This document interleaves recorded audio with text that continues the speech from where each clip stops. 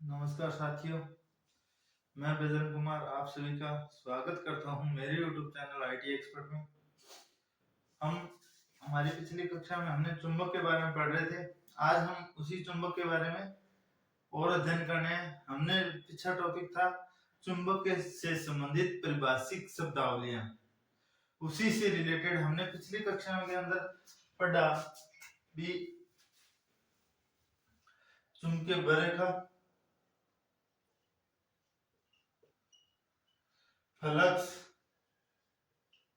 उसके बाद में हमने पढ़ा एमएमएफ चुंबक वाहक बल, उसके बाद में हमने पढ़ा आरम प्रतिष्ठम। जैसे ही इलेक्ट्रॉनिक्स परिपथों में इलेक्ट्रॉन होते हैं वैसे ही चुंबकीय परिपथों के अंदर चुंबकीय बरेखाएं होती है। चुंबकीय परिपथों में जैसे फ्लक्स होता है वहीं तुलना के रूप में बात की जाए वैद्युतिक परिपथों में तो यहाँ होती है धारा। चुंबकीय परिपथों में होता है चुंबक वाहक बल और इलेक्ट्रॉनिक्स या विद्युतीय परिपथों में होता है विद्युत वाहक बल। वहीं बात की जाए चुंबकीय परिपथों में आरम प्रतिष्ठम की तुलना वैद्युतिक परिपथों से की जाए तो यहाँ पे होता है प्रतिरोध। चुंबकीय बरेखा, फ्लक्स, एमएमएफ, आरम प्रतिष्ठम के बारे में हमने पढ़ा। अब यहाँ पे रह जाती है, हमने विद्युतिक परिपथों में पढ़ा था चालकता। यहाँ पे हम पढ़ेंगे परमियंस। परमियंस का मतलब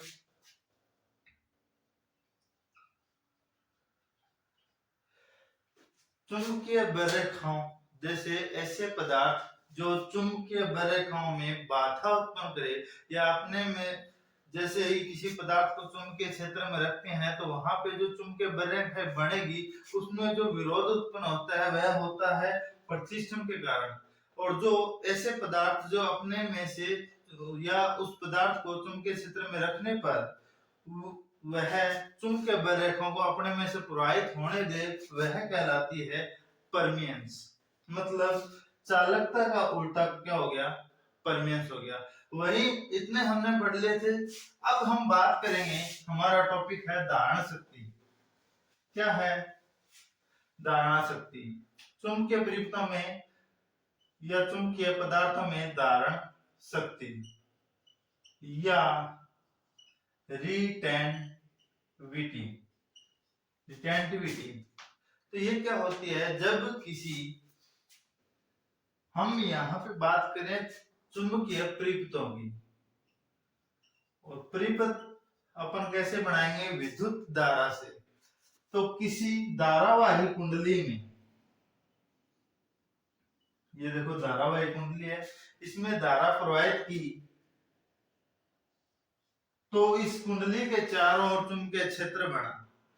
जब उस चुंबकीय क्षेत्र के अंदर किसी लोहे पदार्थ को रखा जाए, चुंबकीय क्षेत्र में कि जब किसी पदार्थ को चुंबक बनाने के लिए रखा जाए तो वह चुंबक बन जाएगी। और जैसे ही विद्युत धारा को बंद किया गया, मतलब विद्युत धारा को हटा दिया गया, तो इस पदार्थ के अंदर ये पूर्ण पहले साधारण लोहा था, जैसे ही इसे विद्युत धारावाही कुंडली के नजदीक या चुंबकीय क्षेत्र में रखा तो ये जो पदार्थ है वो चुंबक बन गई। जैसे यहाँ पे चुंबकीय क्षेत्र को खत्म किया या विद्युत धारा बंद की गई तो इस पदार्थ को देखेंगे तो इस पदार्थ के अंदर कुछ न कुछ चुंबकत्व शेष रह जाता है। चुंबकत्व शेष रह जाता है, मतलब इस पदार्थ ने जितना चुंबकत्व ग्रहण किया या जो गुण इसने ग्रहण किए वो उस पदार्थ के क्या कहलाती है? धारण शक्ति या रिटेंटिविटी कहलाती है, या अवशिष्ट चुंबकत्व इसे कहते हैं। एक बार दोबारा साधारण भाषा में देखें, हमने एक चुंबक ली, एक बार चुंबक जिसके दो ध्रुव हैं, एक N और एक S। इस चुंबक से हमने कहते हैं एक आलपिन को कुछ देर से चिपकाए रखा, मतलब 10 मिनट 15 मिनट। जैसे ही इस आलपिन को इस चुंबक से दूर ले गई, मतलब इस चुंबक आलपिन को यहां से हटा दिया, चुंबक से दूर कर दिया, और दूर लेके जाने पे फिर एक दूसरी आलपिन जैसे इसके नजदीक लेके जाएंगे तो कुछ समय के लिए यह दूसरी आलपिन आलपिन नंबर 1 के नजदीक दूसरी आलपिन भी लेके जाएंगे तो यह इससे क्या करेगी, चिपक जाएगी। मतलब चुंबकीय क्षेत्र में किसी लोहा पदार्थ को रखा जाए तो जो लोहा पदार्थ है वो चुंबकीय क्षेत्र से हटाने के बाद उस लोहा पदार्थ में कुछ चुंबक के गुण अवशेष रह जाते हैं, जिसकी वजह से दूसरा पदार्थ उससे कुछ न कुछ बल महसूस, या दूसरा लोहा पदार्थ उससे कुछ न कुछ चुंबकीय बल महसूस करेगा। जो पदार्थ ए ने हमने जिसको चुंबकीय क्षेत्र में रखा था, उसने जो चुंबकत्व ग्रहण किया उस चुंबक, या तो उसे अपशिष्ट चुंबकत्व कहते हैं या फिर उस पदार्थ की धारण शक्ति से कहते हैं। आई बात समझे। किसी पदार्थ की धारण शक्ति है, जैसे किसी पदार्थ को चुंबकीय क्षेत्र में रखने पर वह पदार्थ चुंबक तो बन जाएगा, पर चुंबकीय क्षेत्र से वापस हटाने पर उस पदार्थ के अंदर कुछ न कुछ चुंबक के गुण अवशेष रह जाते हैं, जिसे क्या कहते हैं, उस पदार्थ की या तो धारण शक्ति समझ लो, रिटेंटिविटी समझ लो, या फिर अवशिष्ट चुंबकत्व समझ लो। आई बात समझे। इससे अगला हमारा टॉपिक है चुंबकीय संतृप्त अवस्था। धारण शक्ति से अगला है चुंबकीय संतृप्त अवस्था। मतलब किसी धारावाही कुंडली, हम एक डायग्राम बना ही लेते हैं, या एक परिनिलिका ले लो आप,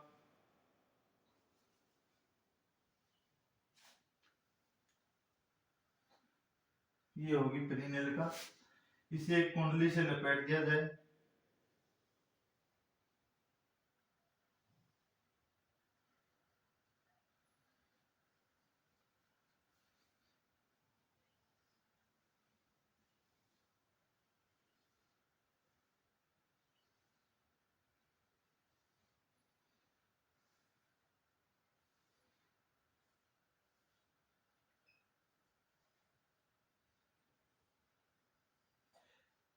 ये एक परिनिलिका है जिसके चारों ओर कुंडली लपेटी हुई है, उसके अंदर एक चुंबकीय या एक लोहे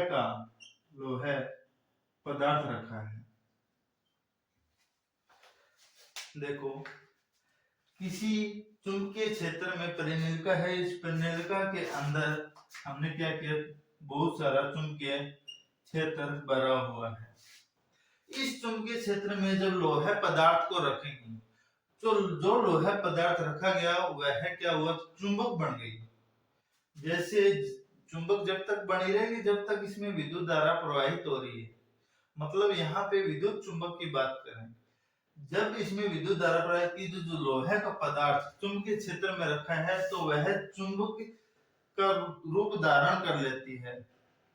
देखो इसके अंदर अब यहाँ पे बात आ रही संतृप्त अवस्था, मतलब वह अधिकतम अवस्था, पदार्थ की वह अधिकतम अवस्था जिसमें विद्युत धारा का मान कितना भी बढ़ा दिया जाए, विद्युत धारा बढ़ेगी तो चुंबकीय क्षेत्र का मान भी बढ़ेगा, चुंबकीय क्षेत्र कितना भी बढ़ा दिया जाए वह पदार्थ अपनी अंतिम अवस्था, मतलब चुंबक के गुण ग्रहण कर लिए या उसके अंदर चुंबकीय क्षेत्र की तीव्रता बढ़ गई, अब और चुंबकीय क्षेत्र बढ़ाने पर भी वह अपने मान के अंदर या उस चुंबक के मान से अधिकतम मान तक नहीं सहन कर सकती। मतलब आप ये समझ लो कि किसी थैली के अंदर या एक बर्तन के अंदर हमने कोई आटा भरा, क्या भरा, आटा, तो संतृप्त अवस्था वहां होगी, हम इसमें आटा डालते जाएं, पर एक समय आएगा जब यह टंकी पूरी भर जाएगी, आटे की टंकी पूरी गई। वैसे ही ये लोहे पदार्थ चुंबक तो बन जाएगा पर वह अपने चुंबकीय गुण को और ज्यादा नहीं बढ़ा सकता। एक चुंबक के क्या क्या गुण शक्ति होते हैं, अपने चुंबकीय क्षेत्र को बढ़ावा देना, तो मतलब वह चुंबकीय गुण को ग्रहण तो कर लेगा पर आप इससे ज्यादा और विद्युत धारा प्रवाहित करोगे, विद्युत धारा का मान बढ़ाओगे तो इस जो पदार्थ है, जो लोहे का टुकड़ा है, वो चुंबकीय गुणों को और ज्यादा नहीं बढ़ा पाएगा, वह उसकी क्या कहलाएगी, संतृप्त अवस्था कहलाएगी। ऐसा पदार्थ जिसे चुंबकीय क्षेत्र में रख देने पर वह अपने चुंबकीय गुणों को तो बढ़ा लेगा, पर विद्युत धारा का मान और ज्यादा बढ़ाने पर या चुंबकीय क्षेत्र में और ज्यादा मान बढ़ाने पर या चुंबकीय फ्लक्स का मान बढ़ाने पर वह अपनी चुंबकीय रेखाओं की संख्या या चुंबकीय गुणों को नहीं बढ़ा पाएगा, वह पदार्थ की क्या कहलाएगी, संतृप्त अवस्था कहलाएगी। पदार्थ ने चुंबकत्व ग्रहण किया, किसी पदार्थ को चुंबकित या विचुंबकित करने के दौरान जो चुंबक के गुण अवशेष रह जाते हैं उसे धारणा शक्ति या अवशिष्ट चुंबकत्व कहते हैं, और चुंबकीय क्षेत्र में रखने पर अपने मान के अंदर और ज्यादा वृद्धि न कर पाए, वह अवस्था उसकी क्या कहलाएगी, संतृप्त अवस्था कहलाएगी। ये होगी चुंबकीय संतृप्त अवस्था।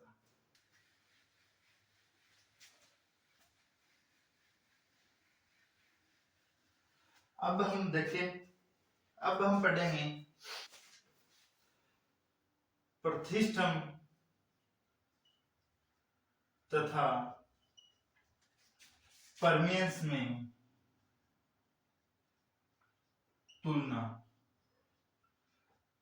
कल हमने पढ़ा था प्रतिष्ठम क्या होता है, किसी पदार्थ में चुंबकीय बल या कोई पदार्थ जिसे चुंबकीय क्षेत्र में रखें तो वह पदार्थ चुंबकीय बल रेखाओं का विरोध करे, क्या कहलाता है, प्रतिष्ठम कहलाता है। क्या कहलाता है, प्रतिष्ठम कहलाता है। तो प्रतिष्ठम के बारे में हमने पढ़ा था, आराम से इसे प्रतीत करते हैं तथा इसकी तुलना हमने की थी विद्युतीय प्रतिरोध के बारे में। तो विद्युतीय प्रतिरोध के बारे में हमने पढ़ा था V बटे R बराबर V बटे I। यहाँ प्रतिष्ठम के बराबर हम पढ़ेंगे चुंबक वाहक बल MMF बटे चुंबकीय फ्लक्स फाई। MMF के अंदर हमने पढ़ा था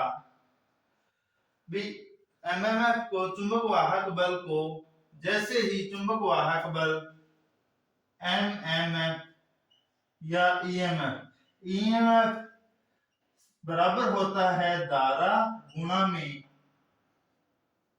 प्रतिरोध के। तो MMF बराबर होता है कुंडली की संख्या गुणा में धारा। तो यहां हम पढ़ेंगे MMF को तो N इंटू I, और फाई के बारे में हमने पढ़ा था फाई N इंटू I, हमने इसका पढ़ा था एम्पियर टर्न प्रति वेबर। इतना हमने पढ़ा। प्रतिष्ठम क्या होता है, वह हम किसी चुंबकीय क्षेत्र में किसी पदार्थ को रखेंगे तो वह पदार्थ अपने में से प्रवाहित होने वाली चुंबकीय बल रेखाओं का विरोध करे, वह गुण पदार्थ का क्या कहलाएगा, प्रतिष्ठम कहलाएगा। और इसे हम लिखेंगे चुंबक वाहक बल तथा फ्लक्स के अनुपात को भी क्या कहते हैं, प्रतिष्ठम कहते हैं। चुंबक वाहक बल को कहते हैं एम्पियर धारा तथा N कुंडलियों की संख्या या फिर एम्पियर टर्न, और फ्लक्स को दर्शाते हैं वेबर से। अब हम बात करेंगे यह प्रतिष्ठम के नियम के बारे में। प्रतिष्ठम के नियम के बारे में हम जाने तो यहां हम देखेंगे आरंभ। पहला नियम क्या है, पहला नियम है कुंडली का या चुंबक का प्रतिष्ठम किसके समानुपाती होगा, कुंडली की या तार की लंबाई के। देखो प्रतिष्ठम क्या होगा, हम यहाँ पे विद्युतीय परिपथ की बात करेंगे, चुंबकीय क्षेत्र हम बनाएंगे, किसी तार में विद्युत धारा प्रवाहित करेंगे तब। तो किसी चालक का या किसी चुंबक का प्रतिष्ठम उसकी तार की लंबाई के समानुपाती तथा तार की मोटाई के युक्त कर्मानुपाती होता है। वहीं हम विद्युतीय परिपथों में पढ़ा था, एक चालक का प्रतिरोध लंबाई के समानुपाती तथा उसके कटाक्ष क्षेत्रफल के युक्त कर्मानुपाती होता है। यही बात की जाए किसी चुंबक का प्रतिष्ठम लंबाई के समानुपाती तथा उसके कटाक्ष क्षेत्रफल के युद्ध कर्मानुपाती होता है। जब इसे हम एक समीकरण से पढ़ें तो आर एम बराबर एल नहीं समानुपाती आरएम समानुपाती एल बटे। जब यहां से हमने विद्युतीय परिपथों के अंदर समानुपाती का निशान पढ़ाया था तो यहाँ पे अपने पास आया था विशिष्ट प्रतिरोध। क्या आया था? या प्रतिरोध या विशिष्ट प्रतिरोध। यहाँ हम जैसे ही समानुपाती का निशान हटाएंगे तो अपने पास नियतांक के रूप में 1/μ0 तथा μr ये है। μ0 है पदार्थ की वायु की चुंबकशीलता तथा μr है माध्यम की चुंबकशीलता। प्रतीक के रूप में 1/μ0 तथा μr गुणा में L/A। ये क्या हो गया? जो अपने पास मान आया है Rm बराबर 1/μ0 गुणा में μr गुणा में L/A। ये है प्रतिष्ठम के नियम। किसी कुंडली या विद्युत चुंबक में या चुंबकीय क्षेत्र बनाने में कुंडली की लंबाई जितनी ज्यादा होगी तो चुंबकीय बलरेखाओं का विरोध भी ज्यादा होगा। अगर मोटाई ज्यादा हुई तो विरोध क्या होगा? कम होगा। तो आरएम समानुपाती L/A जैसे ही हमने विद्युतीय परिपथों के अंदर पढ़ा था। अब हम परमियंस की बात करें तो प्रतिष्ठम तो हो गया चुंबकीय बलरेखाओं के मान में होने वाली चुंबकीय बलरेखाओं के में जो पदार्थ जो चुंबकीय बल अपने में से प्रवाहित होने वाली चुंबकीय बल रेखाओं का विरोध करे वो कहलाता है प्रतिष्ठम। तथा ऐसे पदार्थ जो अपने में से प्रवाहित होने वाली चुंबकीय बल रेखाओं में सुगमता प्रदान करे पदार्थ का वह गुण क्या कहलाएगा? परमियंस कहलाएगा। या फिर अपन विद्युतीय परिपथों की तुलना करें तो ये आएगी चालकता। क्या आएगी? चालकता। परमियंस को दर्शाते हैं रो से। परमियंस को दर्शाते हैं रो और रो से हम इसे लिख सकते हैं 1/r m से। रो बराबर rm। इनकी तुलना के अंदर हम पढ़ेंगे रो बराबर 1/r m। जैसे हमने विद्युतीय परिपथों के अंदर पढ़ा था प्रतिरोध समानुपाती होता या उल्टा होता है किसके? चालकता से। तो यही प्रतिष्ठम उल्टा होता है परमियंस से। ठीक है।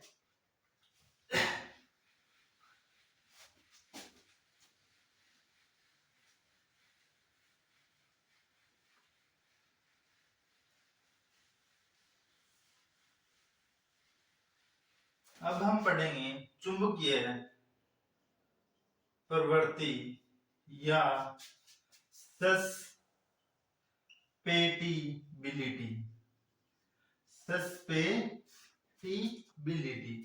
चुंबकीय प्रवृत्ति क्या होती है? चुंबक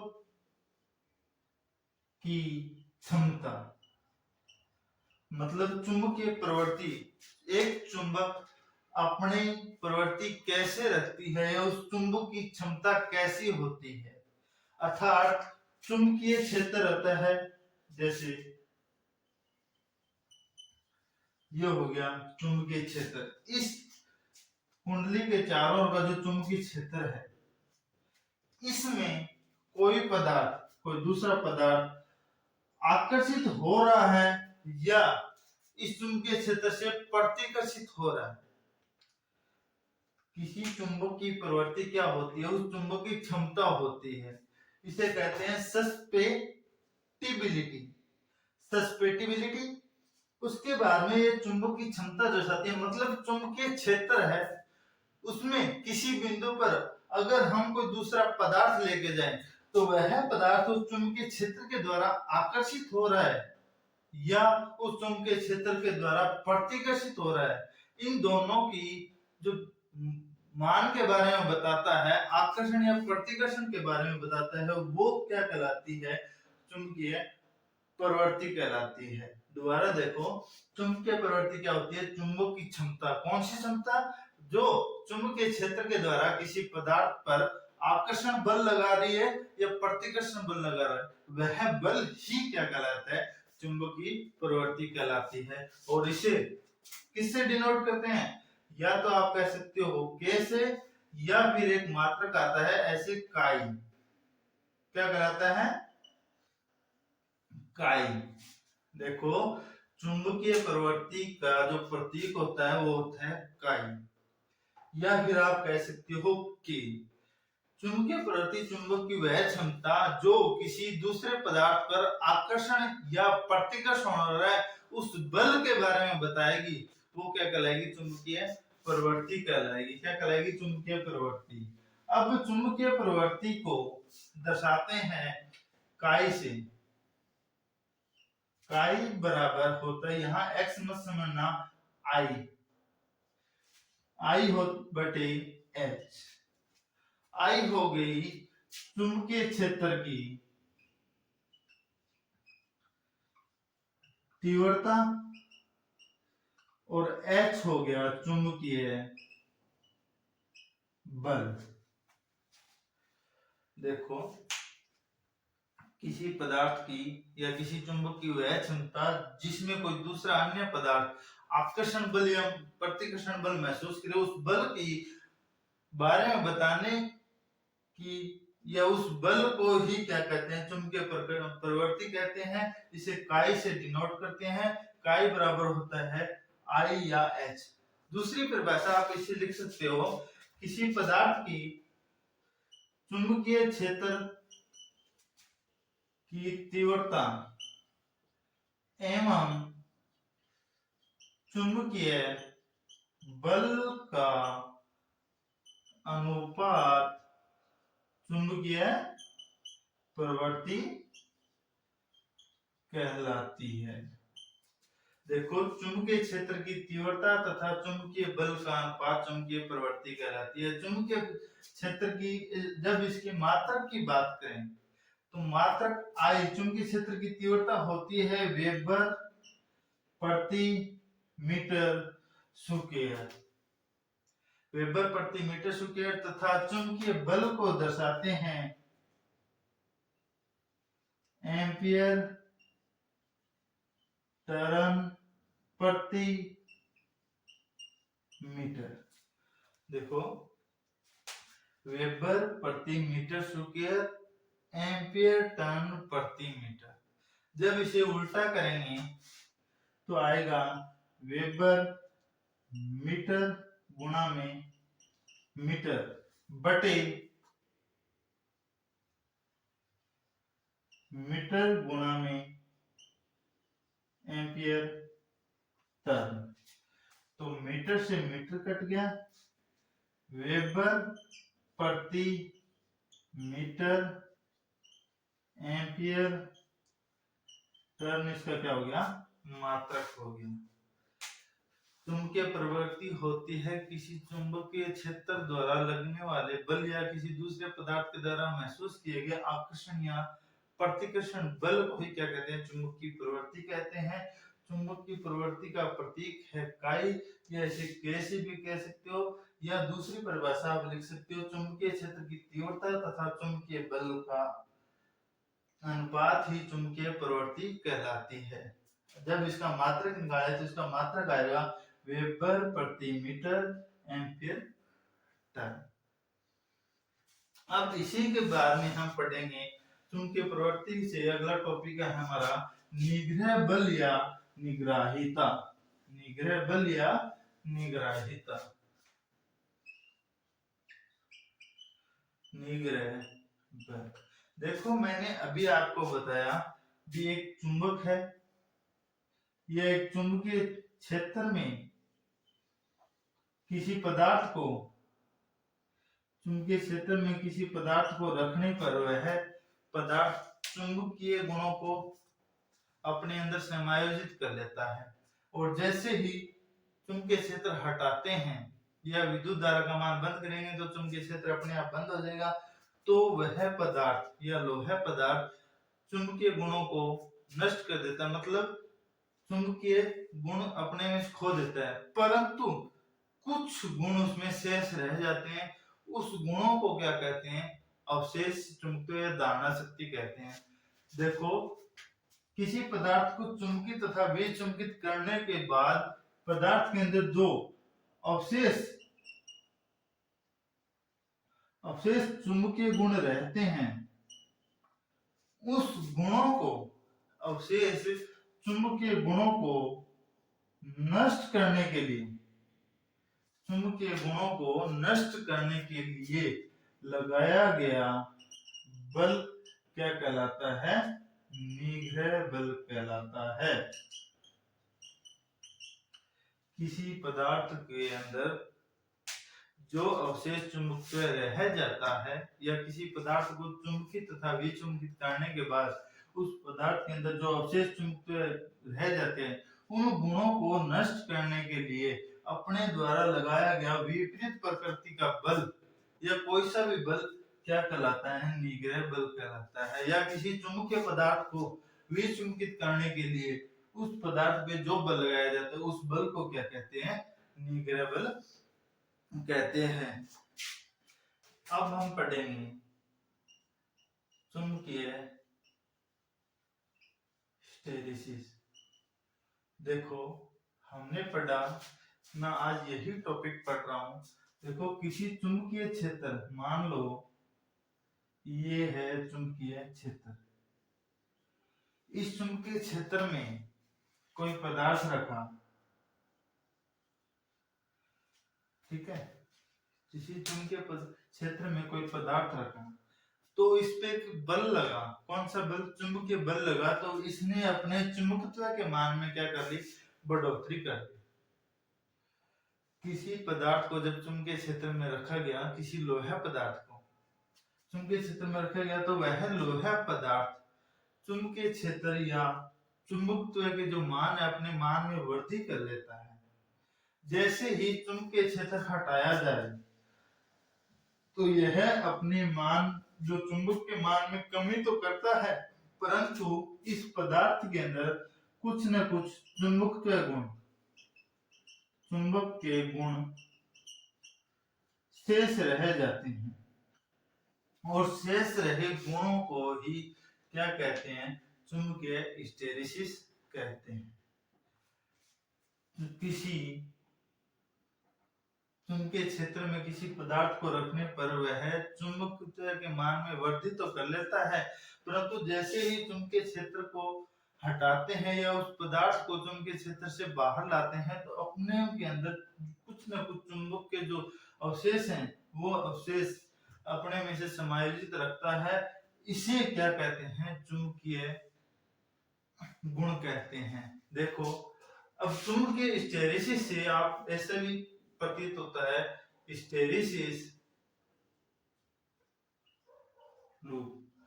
मतलब किसी पदार्थ को चुंबकित तथा विचुंबित करने के दौरान उसके पदार्थ में उपस्थित चुंबकीय कुछ अवशेष चुंबकीय गुणों को ही क्या कहते हैं?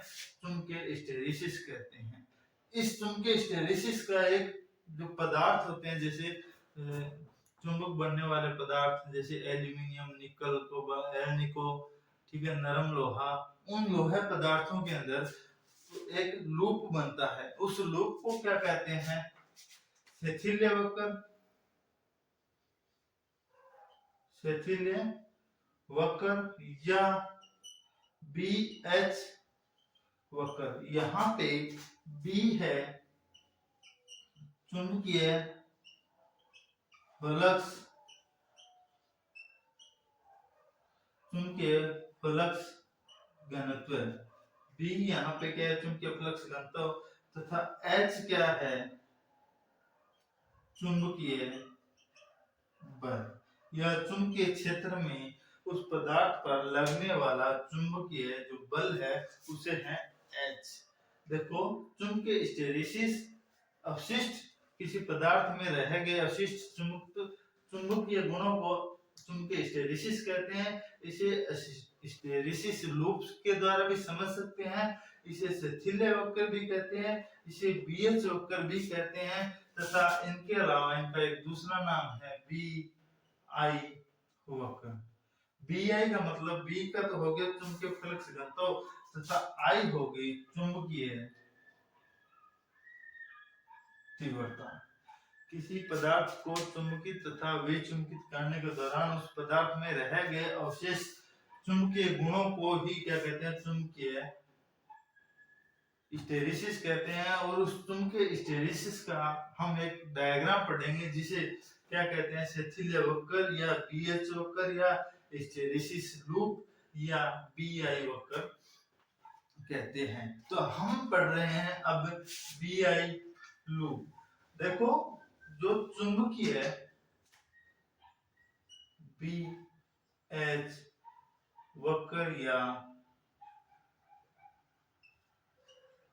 शिथिल्य वक्र क्या होता है उसके बारे में हम जानेंगे। अब यहाँ पे आ जाता है एडवर्ड विलियम वेबर के द्वारा दिए गए चुंबक के अनुचुंबकीय सिद्धांत के बारे में। अनुचुंबकीय सिद्धांत क्या कहता है, एक बार दोबारा यहाँ हम पढ़ेंगे। देखो,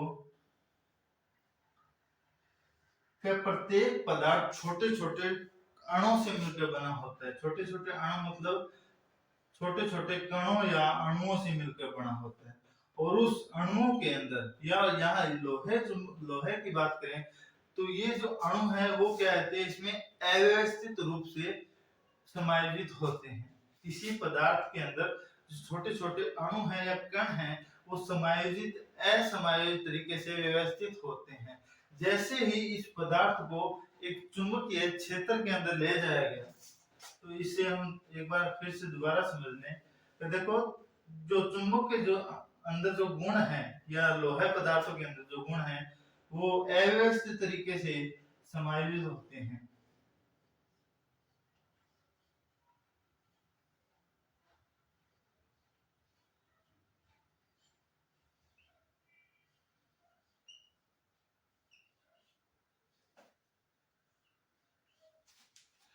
ये है अनुचुंबकीय पदार्थ।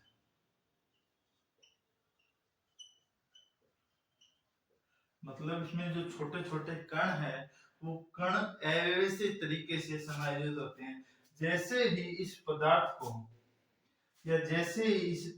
को या इस पदार्थ को चुंबकीय क्षेत्र में ले जाया जाए या चुंबकीय बल का मान बढ़ाया जाए, जैसे ही चुंबकीय बल H का मान बढ़ाएंगे तो H का मान बढ़ाने के बाद जो पदार्थ है उस पदार्थ के अंदर जो डोमेन होते हैं वह एक व्यवस्थित क्रम में समायोजित हो जाते हैं और वह पदार्थ क्या कहलाता है, चुंबकीय पदार्थ बन जाता है।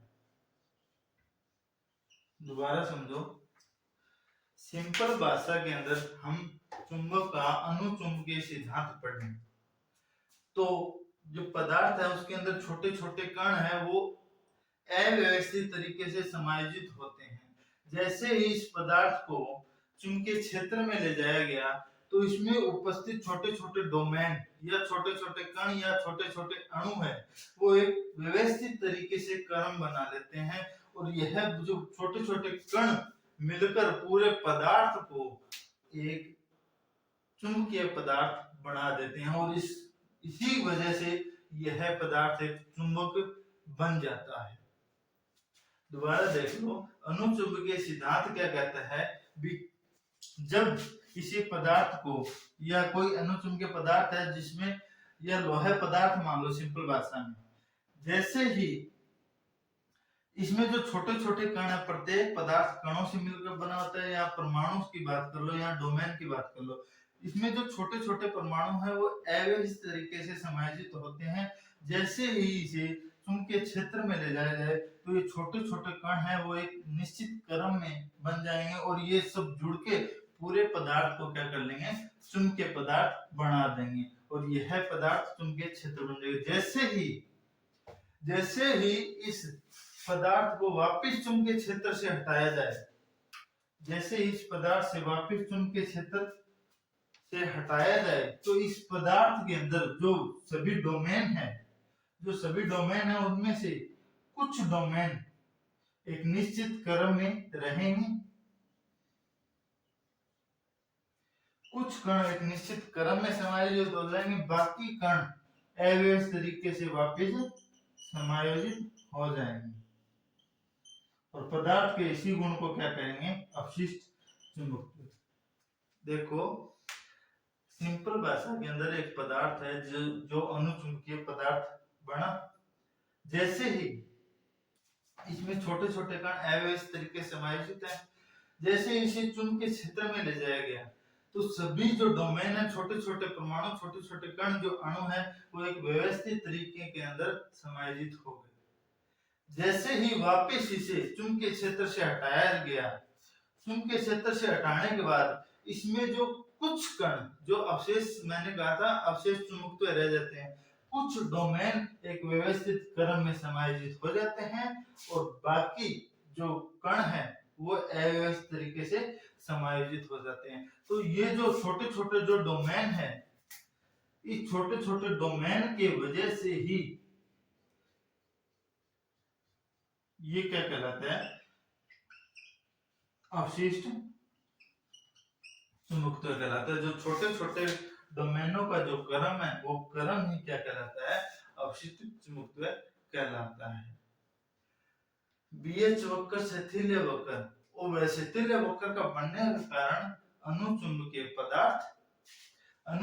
पदार्थ या एक विलियम एडवर्ड वेबर ने जो सिद्धांत दिया था चुंबक का, पदार्थ का अणुचुंबकीय सिद्धांत, इसमें जो छोटे छोटे कण अव्यवस्थित तरीके से समायोजित होते हैं, तो जैसे ही इन कणों के चारों ओर चुंबकीय क्षेत्र ले जाया गया, तो ये सभी डोमेन एक निश्चित दिशा में समायोजित हो गए।